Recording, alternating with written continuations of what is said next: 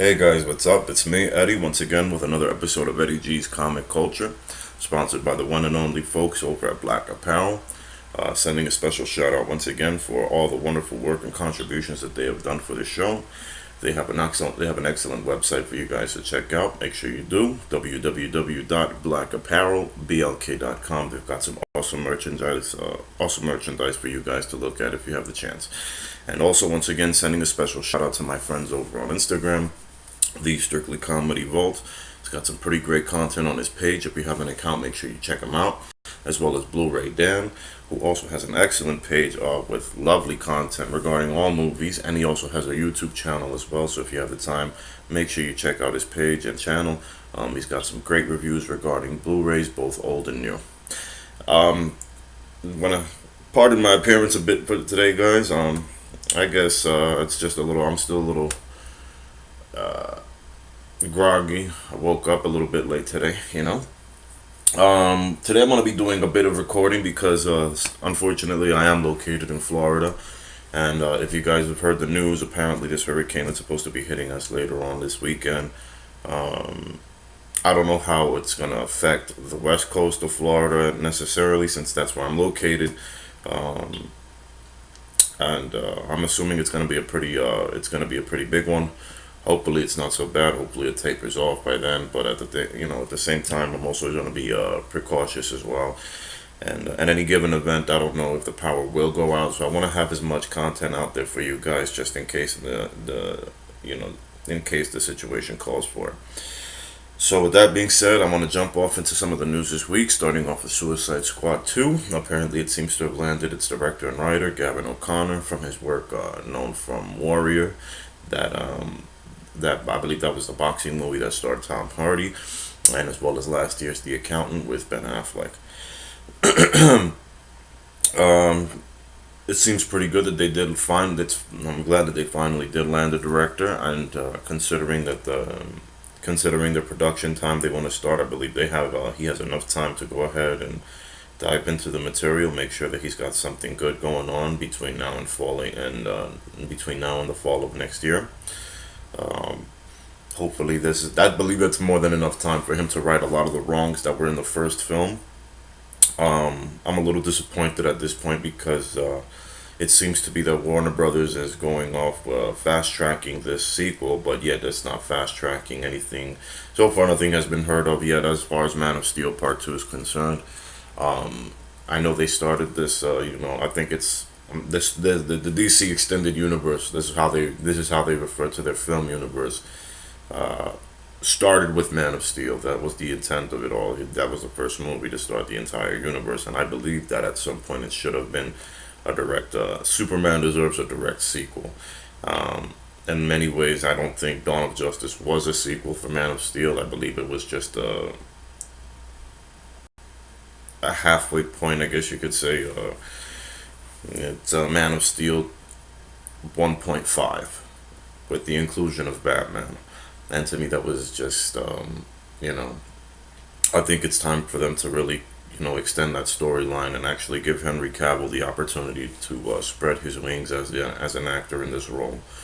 Because unfortunately, he was quite restricted with under the direction of Zack Snyder, and it's hard for me to think about it like that because the more that I realize it, the more I think about it, the more I realize that Snyder's direction had Henry Cavill arrested in a sense of being an actor due to Snyder's vision, which quite a people seem to be defensive about it. I'm not. I defend the part. I can defend the strong points of his movies, but if the overall end result is still unsatisfactory, and that's exactly how I'm gonna paint. That's exactly how I'm gonna call it. Um, so with that being said, I'm hoping that a lot of the wrongs with Suicide Squad can be corrected in Suicide Squad 2. You know, and there's quite a bit of time to do so with writing the material, considering both the lead actors in the movie, Will Smith and Margot Robbie, are already involved in other projects. Will Smith, of course, with the Aladdin live action remake. and I believe he's got that Netflix series as well, also coming up. Bright, if I'm not mistaken, is the name of it. But I think it would be a cool idea to get this the show on the road. I think it'll be good for for the cast in itself. And let's get some more primary focus on Jared Leto's The Joker. Please let him get an opportunity to shine in this movie the way he should have shined in the first one. Because at the end of the day, like it was, the movie really circulated the way the way the trailers and the marketing of the movie of the first film was, being circulated out there. It seemed as if the movie revolved greatly around the Joker, and it really didn't. The story did in a sense, but it really didn't. The movie barely had any footage regarding him like that, and that was pretty terrible marketing and direction on Warner Brothers' behalf. Um, but then again, that's just who they. That's what they kind of. But then again, it's in a sense, it's what they get for putting someone who isn't really that qualified as a director, so to speak, to be in charge of an entire franchise universe as that. And that's where my gripes with Snyder steps in. I don't really, I don't hate the guy. I know what he was trying to do, but his sense of edginess was almost to a point that it was already childish already. It made no sense and quite stupid at that, fairly so.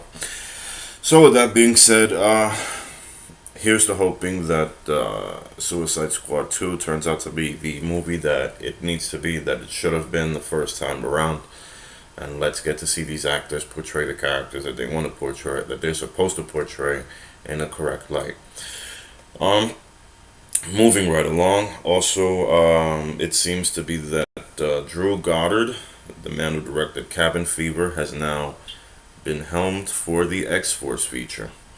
And that's pretty cool. It seems that Ryan Reynolds will be returning as Deadpool, as well as Josh Brolin returning as Cable. It looks like 20th Century Fox, and well, this looks like Fox Films altogether. Is getting their stuff together with the X Men universe. They know they got a lot of untapped potential, and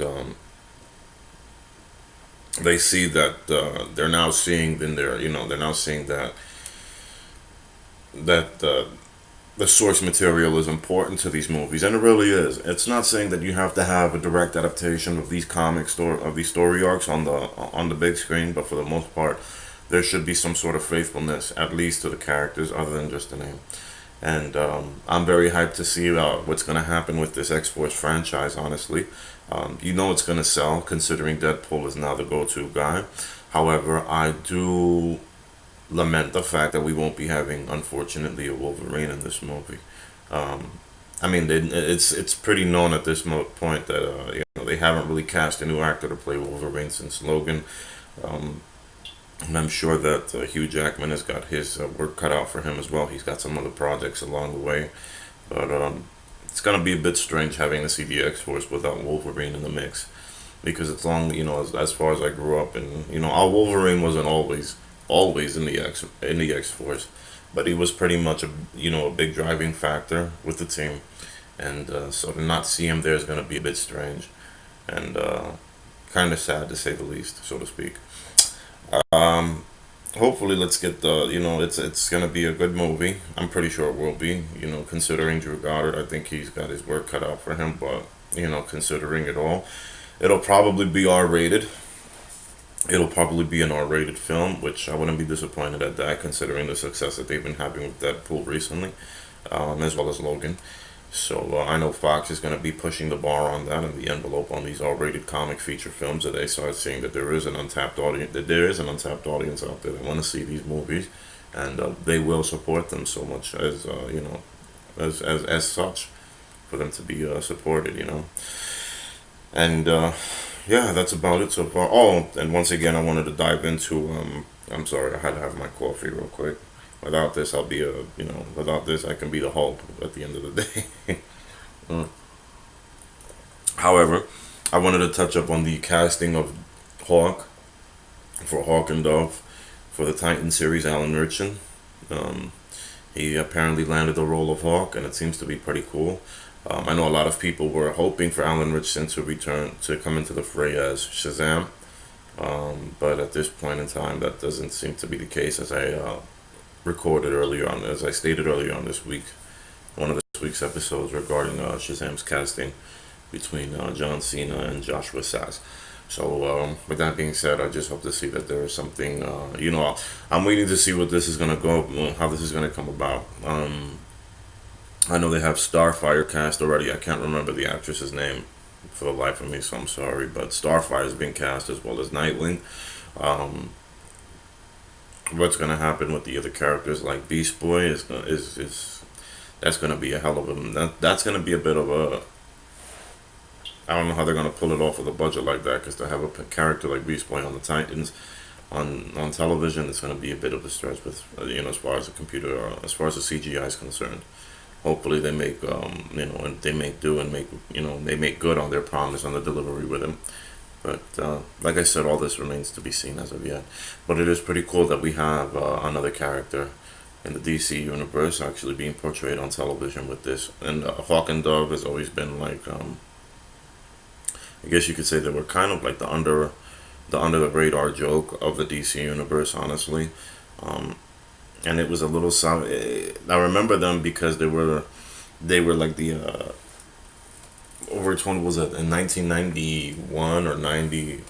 DC had a major crossover story arc for the summer. It was called Armageddon 2001, and apparently the DC universe was shredded to pieces, of course, through the forces that everyone believed to be Captain Atom.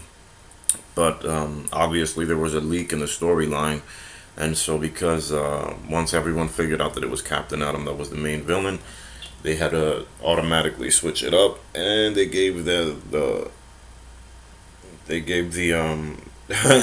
made the villains obviously Hawk and Dove, which was a little insane to believe, and kind of it led the storyline to become a dud. To it did it honestly did. Everyone was expecting some, nobody knew who was involved as to what was the current, what was the reason of these events occurring in that storyline. So with that being said, it just, it really left a sour taste in everybody's mouth. I hated Hawk and Dove for quite some time at that point because I just didn't understand, like, how can these two heroes, these two characters become, you know, the main villain of such a huge storyline that affected everyone across the universe, and that affected everyone across the DC universe. So it made no sense, but as I said, it's over 20 years ago, 25, 26 years ago. Uh, water under the bridge at this point. So I'm waiting to see how that's going to turn out, and that's about it. Well, guys, I'm going to wrap this episode up. I know it's been pretty brief, but as I said before, I've got some more recording to do considering the conditions that are coming along the way. I'd like to thank you guys once again for supporting and loving the show the way you guys have been. If you have any questions or comments or suggestions, anything that you wanted to see on the show or wanted to talk about, hit the comment section. I'm always scrolling down to see if anything's done. And we'll definitely I'll put it into the forum. We'll discuss it. I'm hoping you guys out there that are in Florida also as well stay safe. Keep your head up, and I'll see you next time. Until then, take care.